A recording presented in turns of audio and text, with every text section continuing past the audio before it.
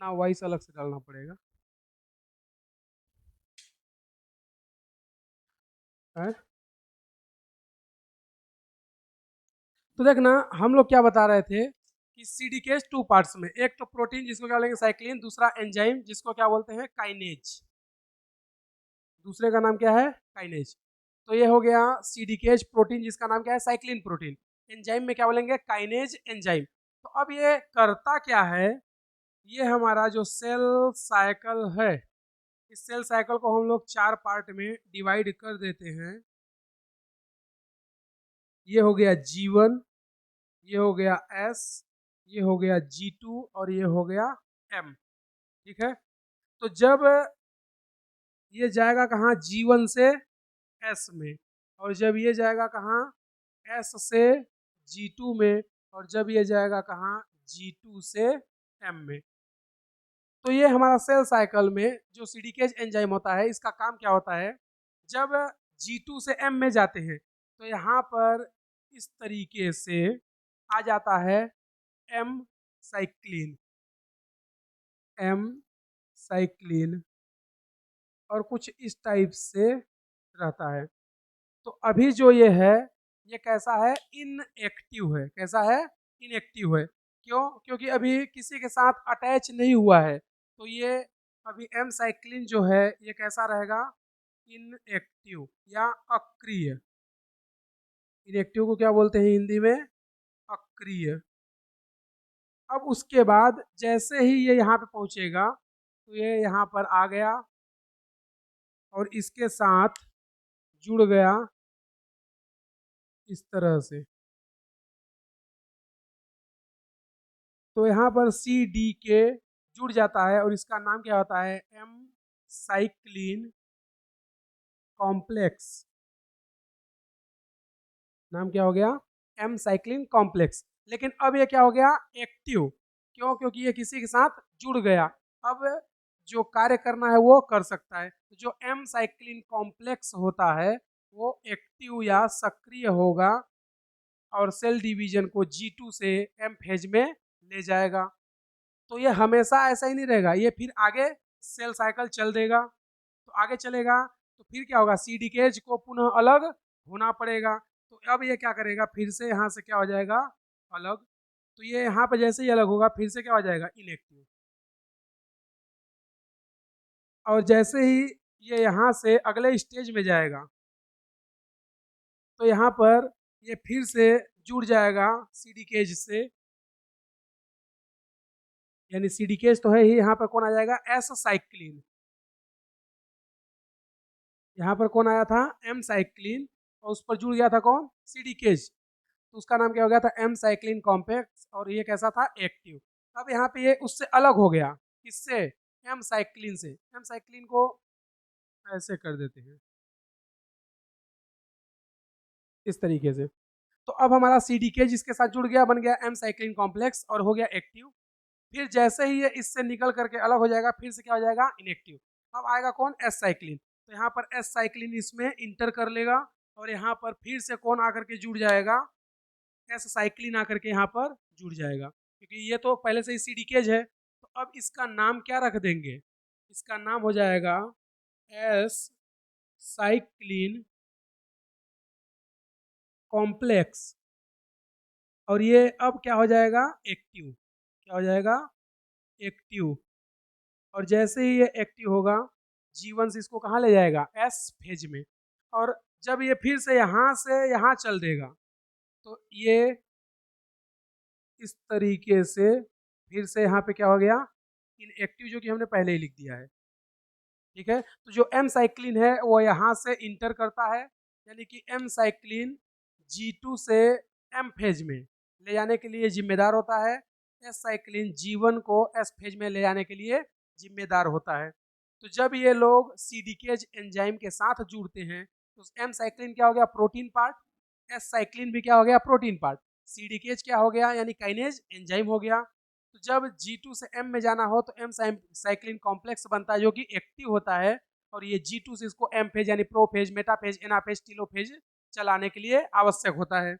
फिर जब ये इनएक्टिव होगा तो फिर एस साइक्लिन आएगा जो कि G1 को कहाँ लेकर के जाता है एस फेज में। तो इस तरह से ये साइकिल लगातार चलती रहती है, एक बार एक्टिव फिर इनएक्टिव फिर एक्टिव फिर इनएक्टिव। तो 2 बार कॉम्प्लेक्स बनता है, एक बार कॉम्प्लेक्स बनेगा तो उसको बोलते हैं एम साइक्लिन कॉम्प्लेक्स और दूसरे बार को क्या बोलते हैं एस साइक्लिन कॉम्प्लेक्स। तो इसमें हमारा प्रोटीन और एंजाइम दोनों काम करते हैं, यानी कि ये जो पार्ट है ये क्या हो गया एंजाइम, ये जो पार्ट है ये क्या हो गया प्रोटीन। तो ये एस साइक्लिन क्या है प्रोटीन है, एस साइक्लिन और एम साइक्लिन दोनों ही क्या होते हैं प्रोटीन। तो इस तरह से सेल डिवीजन का साइकिल सीडीकेज एंजाइम चलाता रहता है, समझे, लिख लो। इसी में हम लोग देख लेते हैं 2 चीजें। पहला क्या, जब जीवन से एस फेज में जाता है तो यहाँ पर एटीपी की रिक्वायर्ड होती है, एटीपी ब्रेक हो जाता है किसमें एडीपी और इनऑर्गेनिक फॉस्फेट में। यानी कि जब जीवन से एस फेज में हम लोग इंटर करते हैं तो एनर्जी की आवश्यकता होती है। तो ये एनर्जी प्रोवाइड कौन कराता है सीडीकेज एंजाइम, एटीपी को तोड़ करके फॉस्फेट समूह को क्या कर देता है अलग। तो यहाँ पे क्या बन जाता है एडीपी और इनऑर्गेनिक फॉस्फेट। उसी तरह जब हम लोग G2 से M फेज में जाते हैं तो यहाँ भी एनर्जी का रिक्वायर्ड होता है, एटीपी से एडीपी और इनऑर्गेनिक फॉस्फेट, यानी कि 1 मोल एटीपी का यूज होता है और G2 से M फेज में चले जाते हैं। तो यहाँ पर हमारे पास एक होता है जीवन से एस ट्रांजिशन, जीवन से एस ट्रांजिशन हिंदी में बोलते हैं इसको पारगमन। जीवन से जब एस में जाएंगे तब सीडीकेच काम करता है और यहाँ पर एटीपी यूज होती है। सेकेंड क्या है G2 से कहाँ चले जाओ एम ट्रांजिशन में,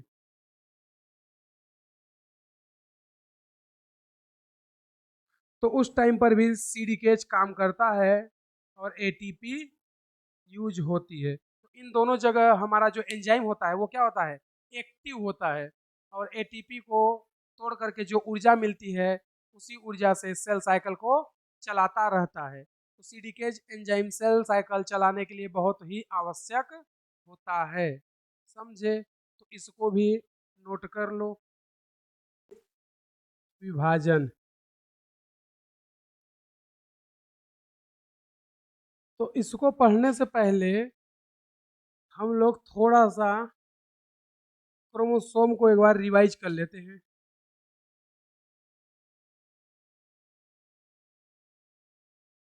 देखो हमने बताया था कि क्रोमोसोम जो होता है या क्रोमेटिन होता है वो इंटरफेज या अंतरावस्था में गुणसूत्रीय धागे के जैसा दिखाई देता है।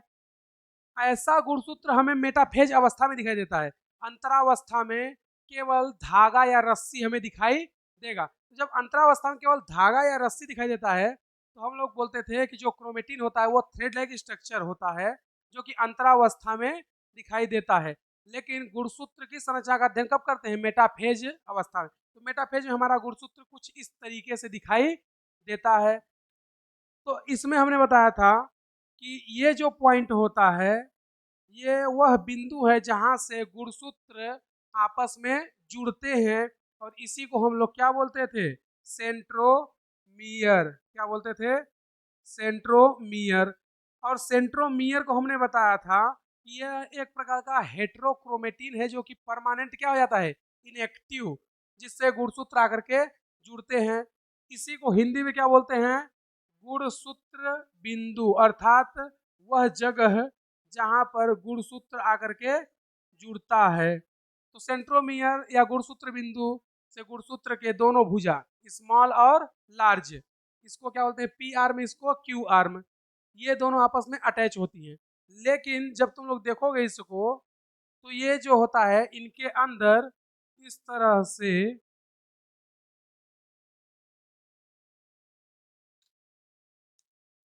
इनके अंदर क्या रहता है जेनेटिक मटेरियल,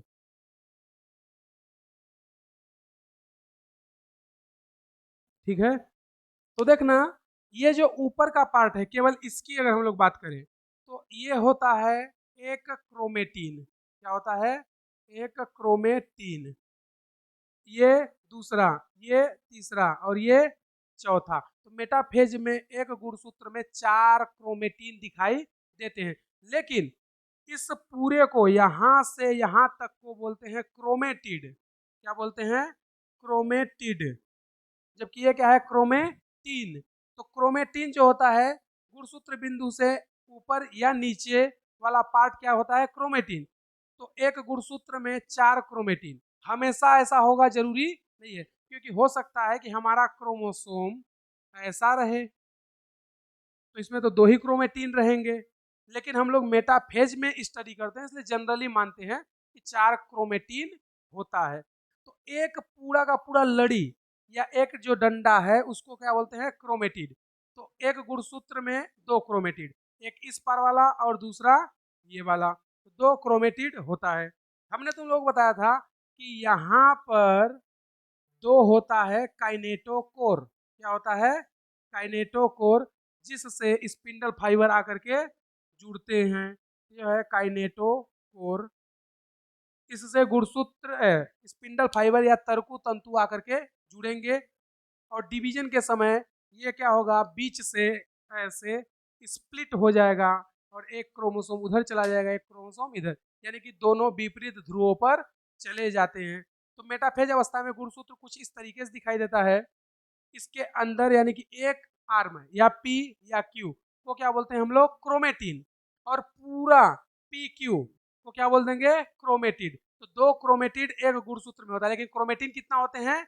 4। कैसे?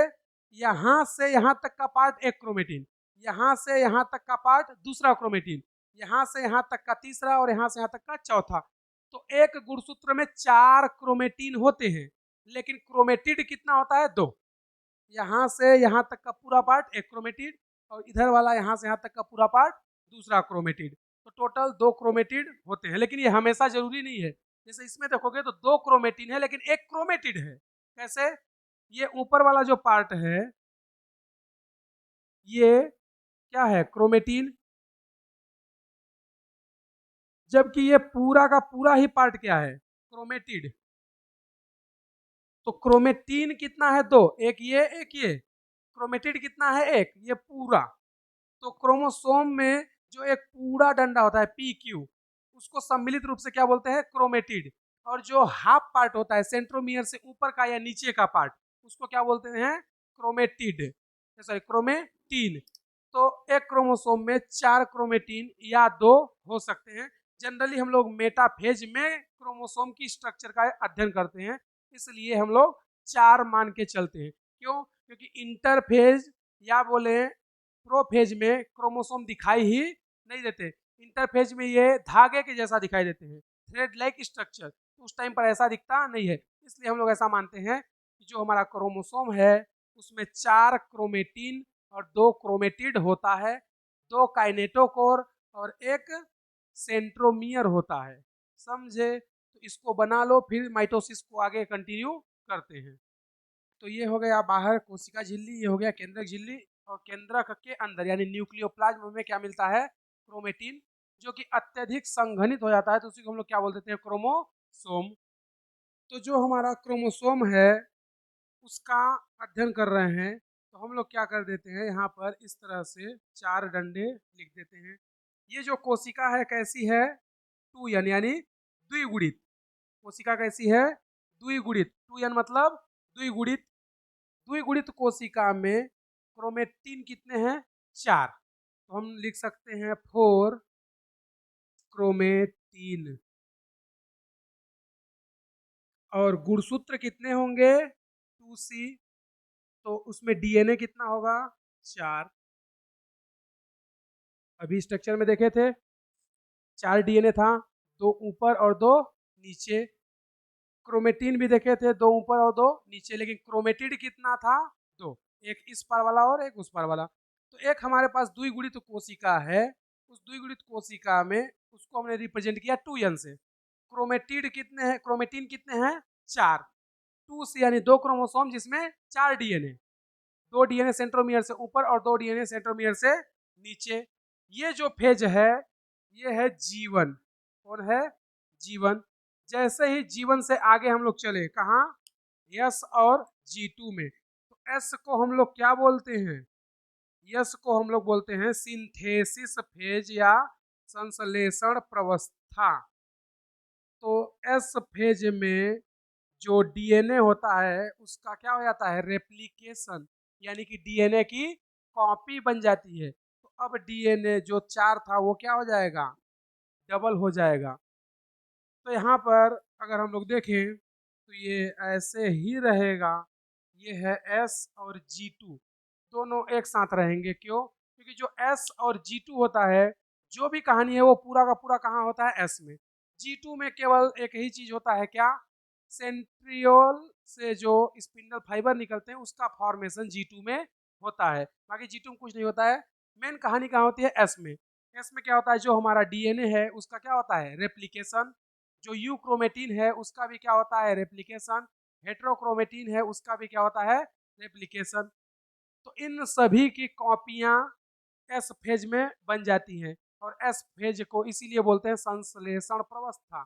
यानी कि वहां पर क्या हो रहा है, यू क्रोमेटिन, हेट्रोक्रोमेटिन और डीएनए का क्या हो रहा है, संश्लेषण, यानी कि इनका निर्माण किया जा रहा है। तो अब हमारे पास जो डीएनए था 4, उसकी क्या बन गई, कॉपियां। तो 4 से डबल डीएनए हो जाएगा कितना, 8। लेकिन गुणिता में कोई चेंजेस नहीं होगा, यानी कि जो G2N था वो 2N ही रहेगा। तो अगर हम लोग S या G2 फेज की बात करें तो यहाँ पर 2N बराबर 8 क्रोमेटिन। 8 क्रोमेटिन मतलब 4 क्रोमोसोम, बोलो। और 2C था तो ये कितना आ जाएगा, 4C बराबर 8 डीएनए। यहाँ पे किसी को डाउट, क्यों, क्योंकि एस फेज में क्या होता है, डीएनए का नंबर डबल, क्रोमोसोम का नंबर डबल। तो यहाँ पर 2N तो 2N ही रहेगा, क्योंकि जो जीव द्विगुणित है वो अगुणित थोड़ी हो जाएगा। लेकिन क्रोमेटिन का नंबर डबल हो गया, क्यों, क्योंकि इसका क्या बन गया, कॉपी। तो 8 क्रोमेटिन बन गया, तो 8 क्रोमेटिन मतलब 4 क्रोमोसोम।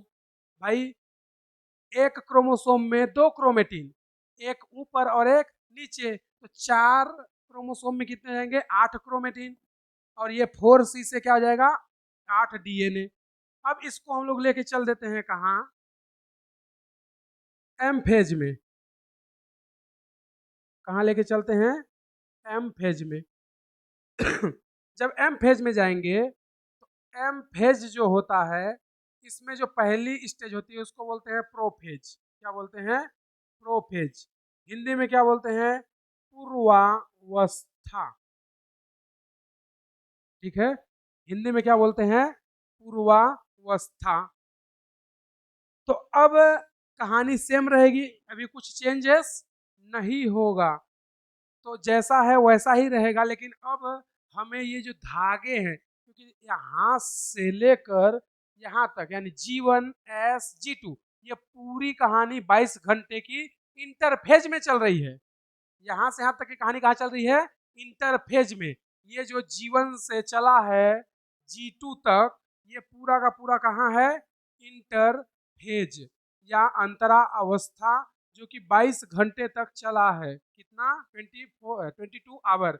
और हिंदी में क्या बोलते हैं, अंतरावस्था। और इस अंतरावस्था में हमने तुम्हें बताया था कि क्रोमोसोम जो होते हैं वो क्रोमेटिन के रूप में नजर आते हैं, थ्रेड लाइक, धागे के जैसा दिख रहा है। अभी ये गुणसूत्र तो थोड़ी है, अभी ये क्या है, क्रोमेटिन है, यानी कि धागा है। क्योंकि क्रोमेटिन कैसा दिखाई देता है, धागे के जैसा।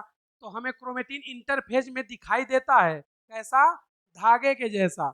लेकिन जैसे ही एनाफेज अवस्था आती है, सॉरी प्रोफेज, ये क्वाइल्ड होने लगते हैं और मेटाफेज में स्पष्ट ये दिखाई देने लगते हैं। इसलिए अध्ययन कहाँ करते हैं, मेटाफेज में। तो एनाफेज में रस्सी जैसे दिख रही थी, इसलिए हमने थ्रेड लाइक स्ट्रक्चर बना दिया। अब इंटरफेज खत्म, आ गए हैं कहाँ, एम फेज में। एम फेज में 4 अवस्था है, प्रोफेज, मेटाफेज, एनाफेज, टीलोफेज। तो कहानी तो अभी भी सेम रहेगी, लेकिन अब ये रस्सी नहीं दिखाई देगी, अब ये हल्का हल्का विजुअल होंगे क्रोमोसोम के रूप में।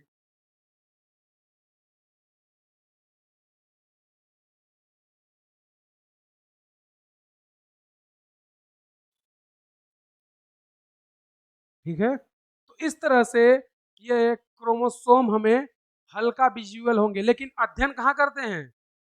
अध्ययन अभी भी हम लोग मेटाफेज में ही करेंगे। प्रोफेज में गुणसूत्र की संरचना का अध्ययन नहीं किया जाता है, और इंटरफेज अवस्था में यही गुणसूत्र धागे के जैसे दिखाई देते हैं, इसलिए उसको क्या बोलते हैं? क्रोमेटीन। क्या बोलते हैं? क्रोमेटीन। तो इसके पहले हमने उसको क्रोमोसोम नहीं बनाया है, क्यों? क्योंकि वो धागे जैसा दिखाई देते थे। जैसे ही एम फेज में आए, एम फेज में भी किसमें? प्रोफेज में, क्योंकि एम फेज की 4 अवस्था, प्रोफेज, मेटाफेज, एनाफेज, टीलोफेज। तो प्रोफेज में ये कैसे दिखाई लगे? हमें क्रोमोसोम के जैसा। अब यहाँ पर होगा क्या? हमने बताया था कि एस फेज में ही सेंट्रियोल का क्या हो जाता है? रेप्लिकेशन। और सेंट्रियोल से क्या होगा? स्पिंडल फाइबर का निर्माण होना शुरू हो जाएगा। तो जो सेंट्रियोल होता है, हमने बताया था कि जो सेंट्रियोल होता है वो सेंट्रोस्फियर में एक दूसरे के परपेंडिकुलर यानी कि 90 डिग्री पर होते हैं। तो यहाँ पर जो होता है, यहाँ पर ये हमारा सेंट्रियोल इस तरीके से, और इसके चारों ओर कुछ इस प्रकार का, इसी को तो हम लोग बोलते थे सेंट्रोस्फियर। इसके अंदर 2 सेंट्रियोल कितना पर? 90 डिग्री के कोण पर। उसी तरह यहाँ भी तो 2 होगा, क्यों? क्योंकि इसका क्या हो गया है? रेप्लिकेशन। क्या हो गया है? रेप्लिकेशन, यानी इसकी कॉपी बन गई है। पहले कितने थे? जब जीवन में चले थे तो 2 थे। यस फेज में क्या हो गया उसका? रेप्लिकेशन। लेकिन लेट एस फेज में होता है, अर्ली एस फेज में नहीं होता है। यानी कि प्रारंभिक यस अवस्था में यूक्रोमेटिन का रेप्लिकेशन होता है, और पश्च यस अवस्था में हेट्रो का होता है। तो लेट एस फेज में सेंट्रियोल का क्या होता है? रेप्लिकेशन। तो 2 सेंट्रियोल 4 में कन्वर्ट हो जाता है, तो 2 ऊपर और 2 नीचे। और इससे क्या निकलेंगी? एस्ट्रल रेज, या हिंदी में क्या बोलते हैं? एस्ट्रल किरणें। तो यहाँ से इस तरह से ये निकलना प्रारंभ कर देंगी, और इधर से भी ऐसे ये आएंगी। और जैसे ही हम लोग यहाँ से अगले स्टेज में निकल लेंगे, कहाँ? मेटाफेज में। कहाँ चले जाएंगे? मेटाफेज में। तो मेटाफेज को हिंदी में बोलते हैं हम लोग मध्यावस्था। क्या बोलते हैं? मध्यावस्था। तो मेटाफेज में क्रोमोसोम का अध्ययन हम लोग कर सकते हैं। तो क्रोमोसोम तो जैसा है अभी भी वैसा ही रहेगा, तो यहाँ पर उसको वैसा का वैसा ही बना देते हैं।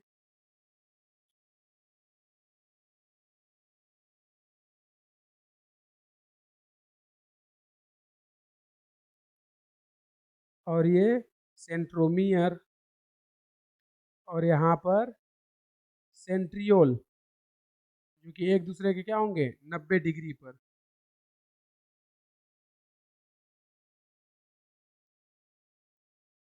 और अब जो है स्पिंडल फाइबर जिसको बोलते हैं, हिंदी में क्या बोलते हैं उसको? तरकु तंतु। ये स्पष्ट रूप से काइनेटोकोर से जाकर के जुड़ जाते हैं, क्योंकि सेंट्रोमियर तो वह जगह है जहां से गुणसूत्र जुड़ते हैं। तरकु तंतु या स्पिंडल फाइबर काइनेटोकोर से जुड़ते हैं। तो अब यहाँ से जो एस्ट्रल किरणें निकलती हैं वो यहाँ पर जाएंगी, और इस तरह से अटैच होती जाएंगी। लेकिन अटैच कहाँ हो रहा है? काइनेटो कोर पर। ठीक है, तो इनको हम लोग क्या बोलते हैं? ये जो रेड वाले हैं इन्हीं को बोलते हैं स्पिंडल फाइबर या तरकु तंतु। तो ये जाकर के काइनेटो कोर से जुड़ गए। गुणसूत्र किससे जुड़ता है? सेंट्रोमियर से। और स्पिंडल फाइबर किससे जुड़ता है? काइनेटो कोर से। तो अब जो हमारा काइनेटोकोर है ये क्या करेंगे? ये जो हमारे क्रोमोसोम हैं इन सभी को इनके बीच से सेंट्रोमियर से स्प्लिट कर देंगे, यानी कि अलग कर देंगे। तो आधा जो है ऊपर चले जाएंगे और आधा नीचे आ जाएंगे। तो जैसे ही एनाफेज अवस्था में जाते हैं उस टाइम पर गुणसूत्र का संख्या डबल हो जाता है। डीएनए की संख्या डबल कब होती है? डीएनए की संख्या यस फेज में डबल होती है, गुणसूत्र की संख्या एनाफेज में डबल होती है। मेटाफेज तक सेम रहता है। जैसे ही हम लोग यहाँ से चल देंगे कहाँ, एनाफेज में,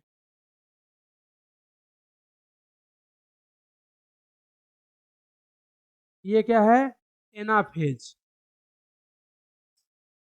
एनाफेज में जैसे ही जाएंगे तो हमारे जो गुणसूत्र होते हैं उनका संख्या डबल हो जाता है। क्यों हो जाता है? क्योंकि ये जो हमारे क्रोमोसोम हैं ये अलग हो जाते हैं, और जब अलग हो जाएंगे तो गुणसूत्र का संख्या डबल हो जाएगा।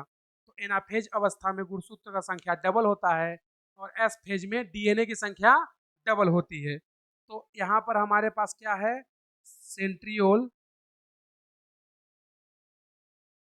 और इससे ये लोग ऐसे जुड़े रहते हैं, और नीचे भी उसी तरह से सेंट्रियोल, और इनसे भी ये ऐसे जुड़े रहेंगे। अब देखोगे तो जो हमारा क्रोमोसोम था वो अब क्या हो गया है, स्प्लिट हो गया है। तो पहले कितने क्रोमोसोम थे, 4। ये 8 गुणसूत्र नहीं है, 4 ही है, अब 8 हुए हैं। ठीक है, तो एनाफेज अवस्था में गुणसूत्र की संख्या दोगुनी हो जाती है, और एस अवस्था में या एस फेज में डीएनए की संख्या दोगुना हो जाता है। तो एनाफेज अवस्था में हमारे क्रोमोसोम जो है स्प्लिट हो जाएंगे, और इनके बीच में क्या हो जाएगा, धीरे धीरे इस तरह से लाइनिंग बनने लगेगी, और एक सेल से 2 सेल बन जाएगा, और अगली स्टेज क्या आ जाएगी, टीलोफेज। क्या आ जाएगी, टीलोफेज। और टीलोफेज में जब हम लोग चलेंगे तो क्या होता है, 1 से 2 सेल, क्योंकि ये बीच से डिवाइड हो गई। इसके पास जो है अपना 4 क्रोमोसोम दोनों लेकर के चल देंगे। अब अगर हम लोग इसमें बात करें तो जो हमारा क्रोमोसोम अभी अलग हुआ है उसको अगर देखें तो हमने यहाँ पर क्या बताया कि 2n बराबर 8 क्रोमेटिड यानी 4 क्रोमोसोम, और 4c यानी 4c बराबर 8, यानी कि 4 क्रोमोसोम में 8 डीएनए हैं। तो 4 क्रोमोसोम में 8 डीएनए हैं, और जो गुणसूत्र हमारे हैं उनमें क्रोमेटिन कितने हैं, 8। तो प्रोफेज में प्रोफेज में ये नंबर मेंटेन रहेगा। तो ये जैसा है वो वैसा ही रहता है, 2n बराबर 4 क्रोमेटिड, और 4c बराबर 8 डीएनए। अब देखोगे तो तुम लोगों को डाउट हो सकता है, यहाँ पे क्रोमेटिन लिखे हैं, ध्यान रखना, यहाँ पे क्रोमेटिड लिखे हैं, दोनों अलग अलग चीजें होती हैं। तो ये 8 है, ये 4 है, और होगा भी क्यों, क्योंकि एक पूरे को हम लोग क्रोमेटिड बोलते हैं, और एक पूरे में 2 क्रोमेटिन होते हैं। तो 8 क्रोमेटिड में 4 क्रोमेटिड नहीं होगा, 8 क्रोमेटिन में, यानी कि 4 क्रोमेटिड, क्रोमोसोम भी 4। भाई जितना क्रोमोसोम होता है उतना क्रोमेटिड होता है, लेकिन उसका डबल क्या होता है, क्रोमेटिन। 4 क्रोमोसोम में 8 क्रोमेटिन, तो जितना क्रोमोसोम है उसका दोगुना क्रोमेटिन होता है, लेकिन जितना क्रोमोसोम होता है उतना ही क्रोमेटिड होता है, क्योंकि एक पूरा आर्म पी और क्यू को सम्मिलित रूप से क्या बोलते हैं, एक क्रोमेटिड, जबकि ओनली पी या ओनली क्यू को क्या बोलते हैं, क्रोमेटिन।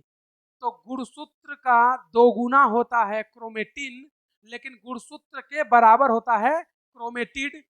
तो इसको हम लोग ऐसे लिख दिए, 2n बराबर 4 क्रोमेटिड और 4c बराबर 8 डीएनए, और ये चीज आगे फिर मेंटेन रहेगा। तो इसको सेम वही लिख देते हैं, क्या, 2n बराबर 4 क्रोमेटिड और 4c बराबर 8 डीएनए। अच्छा, एक तुम लोगों को डाउट हो सकता है कि सर यहाँ और यहाँ क्रोमेटिन लिखे, यहाँ पर क्रोमेटिड क्यों लिख दिए।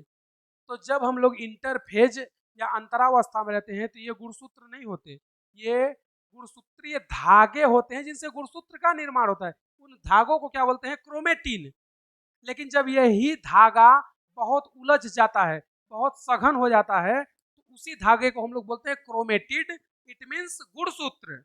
इसलिए यहाँ पे इनका नाम क्रोमेटिन लिखे हैं और यहाँ पे इनका नाम क्रोमेटिड लिखा गया है। तो वही धागा जब बहुत ज्यादा क्वाइल्ड हो जाएगा, अत्यधिक संघनित हो जाएगा, तो क्रोमोसोम का निर्माण करेगा, उसको क्या बोलते हैं, क्रोमेटिड। अब आगे यहाँ से यहाँ जब जाएंगे तो एनाफेज में क्या होता है, नंबर डबल। तो अब देखना यहाँ पर नंबर क्या हो जाएगा, डबल। तो ये जो 2n है ये क्या हो जाएगा 4n, और जो ये है ये क्या हो जाएगा 8। क्रोमोसोम बोल दे या क्रोमेटिड बोल दे, दोनों सेम चीज है। यहाँ पर 8 क्रोमेटिड बोल दे, यानी कि जो क्रोमेटिड है वही क्या है, गुणसूत्र। तो यहाँ पर हम लोग 8 क्रोमोसोम बोल दें या 8 क्रोमेटिड बोल दें, उससे कोई फर्क नहीं पड़ता, लेकिन इसमें कोई चेंजेस नहीं होगा। इसमें कोई चेंजेस नहीं होगा। चेंज किसमें होगा, इसमें, क्योंकि गुणसूत्र में डबल हो रहा है, डीएनए तो पहले ही डबल हो चुका है। तो यहाँ पर हम लोग बोल सकते हैं क्या, 4C बराबर 8 DNA। और हमने तुम्हें बताया था कि समसूत्री विभाजन में जो सूत्र होते हैं यानी गुणसूत्र होते हैं उनका समान विभाजन होता है। तो हमारी कोशिका कहाँ से चली थी, 2n 4 क्रोमेटिन 2C बराबर 4 DNA। टीलोफेज में क्या हो गया, ये सब हाफ हो गया, यानी कि यहाँ पर जो भी था इसका आधा कर दो, तो इसको कितना मिलेगा, इसको मिलेगा 2n बराबर 4 क्रोमेटिन और 2C बराबर 4 DNA। और यही चीज इसको भी मिलेगा, 2n बराबर 4 क्रोमेटिन और 2C बराबर 4 DNA। मतलब जो सेल हम लिए थे वही बना है यहाँ, यानी कि जो हमारे पास गुणसूत्र और डीएनए का अमाउंट था वो उतना का उतना ही रह गया। इसलिए इस डिवीजन को क्या बोलते हैं, इक्वेशनल डिवीजन या समान विभाजन। तो हम लोग जितना लेके चले थे उतना ही आया। अच्छा यहाँ पे देखोगे तो हमने क्या लिखा है, 4 क्रोमेटिन। तो क्रोमेटिन लिखे हैं, तो इसको ऐसे बनाना बिल्कुल गलत है, क्योंकि क्रोमेटिन मतलब क्या होता है, धागा। तो हम लोग यहाँ पर धागा बना देंगे, बोलो। और जब क्रोमेटिड बोलेंगे तो गुणसूत्र बनेंगे। तो एनाफेज अवस्था में गुणसूत्र का नंबर क्या हो जाता है, 2 गुना, और एस अवस्था में डीएनए का संख्या क्या हो जाता है, 2 गुना। समझे, किसी को कोई डाउट यहाँ तक, बोलो। सभी से बन जाएगा तो लिख लो। के 3 स्टेज, G1 S G2। इसमें से जो G1 होता है वो सबसे लॉन्ग फेज होता है, सबसे एक्टिव फेज होता है, और सेल ग्रोथ भी उसी फेज में सबसे ज़्यादा होता है। क्यों, क्योंकि जो G1 होता है वो कितना लेता है, 12 घंटे का टाइम। उसके बाद जो S फेज होता है वो कितना लेता है, 6 से 8 घंटे, और G2 कितना लेता है, 3 से 4 घंटे। तो जो G1 फेज होता है इसमें सभी चीज़ों की तैयारियां की जाती हैं ताकि S फेज में यूक्रोमेटिन, हेट्रोक्रोमेटिन, डीएनए, इन सभी का रेप्लिकेशन हो सके। जैसे ही हम लोग S और G2 को पार करेंगे तो G2 में केवल एक कहानी होती है, क्या, सेंट्रियोल का रेप्लिकेशन होता है, और इससे जो रेप्लिकेशन से सेंट्रियोल बनता है वो आगे क्या करेगा, जा करके एस्ट्रल रेज का निर्माण करता है या स्पिंडल फाइबर का निर्माण करेगा। यहाँ से सीधे हम लोग पहुँचते हैं कहाँ, प्रोफेज या पूर्वावस्था में, जिसको हम लोग क्या बोल रहे हैं, अर्ली प्रोफेज। तो उस टाइम पर हमारा जो सेंट्रियोल है वो कितना होता है, 2, क्योंकि इसका क्या हो गया है, रेप्लिकेशन। इसके अंदर जो हमारा न्यूक्लियोप्लाज्म है ये पहले कैसा रहता है, सॉल, उसको हम लोग कन्वर्ट किस में कर देते हैं, जेल में। प्रोसेस को क्या बोलते हैं, जिलेशन। और होता क्या है एक्चुअल में, डिहाइड्रेशन, यानी कि जो हमारे न्यूक्लियोप्लाज्म में पानी की क्वांटिटी है उसको क्या कर देते हैं, रिमूव कर देते हैं या हटा देते हैं। और अर्ली प्रोफेज में हमारे गुणसूत्र थिन और लंबे होते हैं, यानी पतले और लंबे दिखाई देते हैं। उसके साथ साथ यहाँ पर एस्ट्रल रेज का फॉर्मेशन शुरू हो जाता है, यानी कि एस्ट्रल रेज का सिंथेसिस शुरू हो जाता है, और ये जो हमारे सेंट्रियोल है एक दूसरे के अपोजिट पोल पर चले जाते हैं। जैसे ही लेट प्रोफेज में आते हैं, लेट प्रोफेज में हमारे दोनों सेंट्रियोल एक दूसरे के क्या होते हैं, अपोजिट, और एस्ट्रल रेज का फॉर्मेशन हो चुका होता है, लेकिन अभी सेंट्रोमियर से अटैच नहीं होते हैं। यहाँ पर nuclear envelope, Golgi body, endoplasmic reticulum, ये सब क्या हो जाते हैं, डिसएपियर, मतलब दिखाई नहीं देते। फिर रीएपियर या दोबारा दिखाई कब देते हैं, जब टीलोफेज अवस्था आ जाती है। यहाँ से फिर पहुंचते हैं कहाँ, अर्ली मेटाफेज में। अर्ली मेटाफेज में क्या होता है, जो हमारे एस्ट्रल रेज हैं वो डायरेक्टली पोल टू पोल और पोल से क्रोमोसोम पर जुड़ते हैं। जो पोल से पोल वाले जुड़ते हैं उनको हम लोग बोलते हैं सपोर्टिंग फाइबर, जो कहाँ से होते हैं, पोल से पोल। दूसरा आता है क्रोमोसोमल फाइबर, जो कि पोल से कहाँ जुड़ता है, क्रोमोसोम पर, यानी कि पोल से क्रोमोसोम, तो वो क्या हो गया, क्रोमोसोमल फाइबर। अगर पोल से पोल है तो उसको बोलते हैं सपोर्टिंग फाइबर। फिर लेट मेटाफेज में क्या होता है, सारे के सारे गुणसूत्र एक लेवल या एक लाइन पर आकर के व्यवस्थित हो जाते हैं, जिसको हम लोग बोलते हैं सेंट्रोमियर इक्वेटर, यानी कि सभी गुणसूत्र हमारे क्या हैं, इक्वेटर या एक लाइन पर आकर के व्यवस्थित हो गए हैं, इसलिए इस फेज को हम लोग क्या बोलते हैं, सेंट्रोमियर इक्वेटर। अब यहाँ पर क्या होगा, जो हमारे गुणसूत्र हैं इनका सेंट्रोमियर क्या हो जाएगा, स्प्लिट होगा, कहाँ, एनाफेज में, और गुणसूत्र का नंबर क्या हो जाएगा, डबल हो जाएगा। समझे, क्या है एनाफेज, हिंदी में क्या बोलते हैं, पश्चावस्था। तो अर्ली को क्या बोलेंगे, प्रारंभिक। तो ये क्या हो गया, प्रारंभिक पश्चावस्था। तो ये क्या हो गया, न्यूक्लियर मेम्ब्रेन। इसमें क्या होगा कि जो हमारे क्रोमोसोम हैं वो इस तरह से व्यवस्थित होते हैं।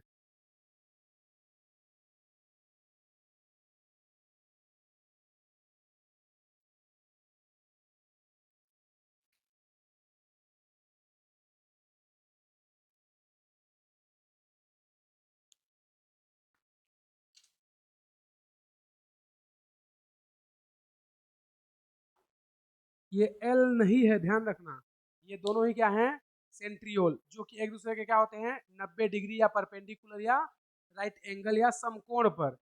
तो इनसे क्या निकलेंगी, एस्ट्रल रेज। और ये एस्ट्रल रेज कहाँ जुड़ती हैं, काइनेटोकोर पर, सेंट्रोमियर पर नहीं जुड़ती हैं।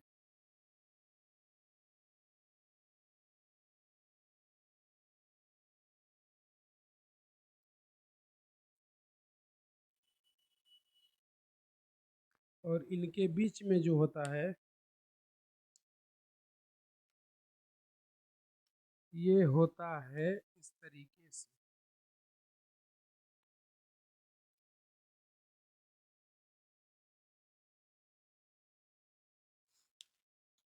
अगर हम लोग बात करें तो ये कौन है, क्रोमोसोमल फाइबर। ये करता क्या है, पुलिंग। पुलिंग मतलब खींचना। और इनको हम लोग बोलते हैं इनर जोनल फाइबर, जो किसके बीच में होते हैं, क्रोमोसोम से क्रोमोसोम के बीच में। इनर जोनल फाइबर कहाँ होंगे, क्रोमोसोम से क्रोमोसोम में। इसमें जो फोर्स लगता है उसको बोलते हैं पुशिंग। पुशिंग मतलब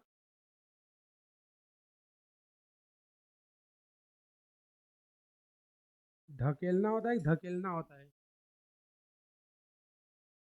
बोलो, ढकेलना नहीं होता है, धकेलना होता है। तो देखना हमारे पास इस तरह से, अच्छा इसमें इसको भी लगा देते हैं, सपोर्टिंग फाइबर को भी।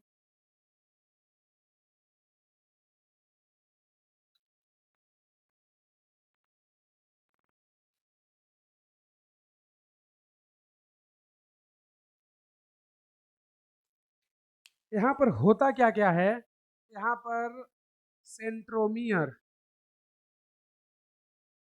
सेंट्रोमियर डिवीजन,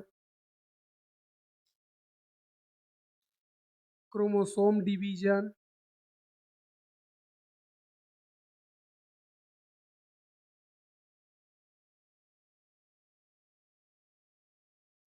इनका क्या हो जाता है, डिवीजन होता है, मतलब सेंट्रोमियर स्प्लिट होगा और सेंट्रोमियर एक से दो पार्ट में टूट जाएगा।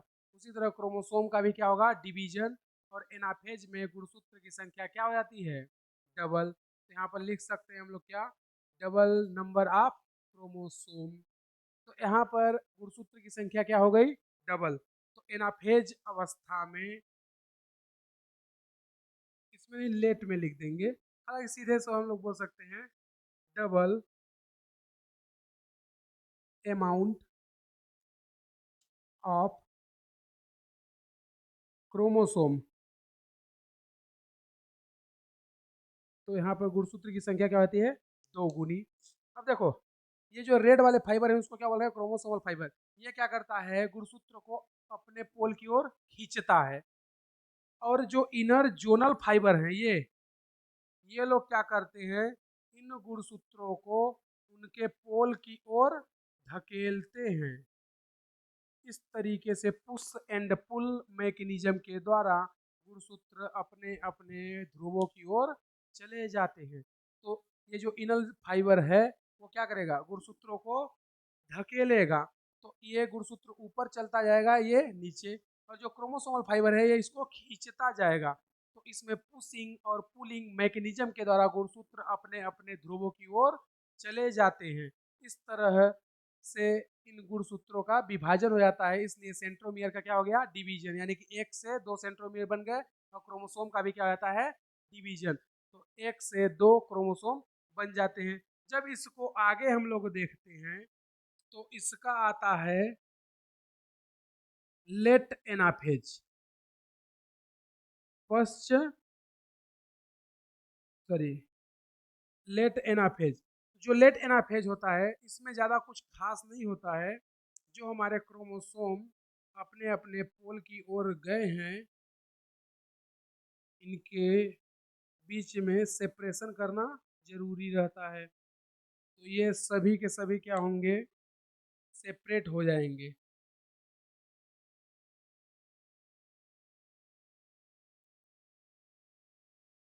इनके बीच में क्या होता है,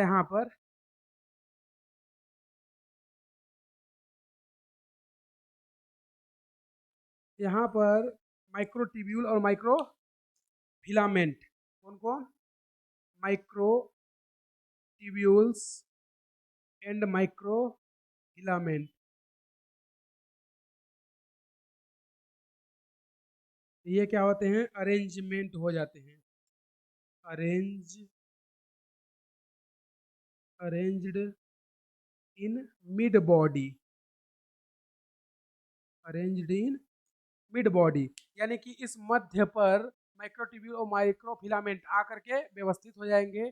और टीलोफेज में फाइनली क्या होगा, एक से दो कोशिका का निर्माण हो जाएगा। तो यहाँ पर अगला जो स्टेज आता है वो कौन है, टीलोफेज। हिंदी में क्या बोलते हैं इसको,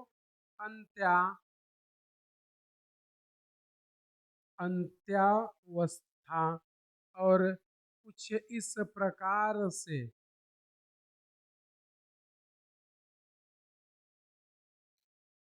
ये एक से दो कोशिका का निर्माण हो जाता है। साथ में यहाँ पर सब कुछ रीएपियर हो जाएगा, यानी कि न्यूक्लियर इन्वेलप,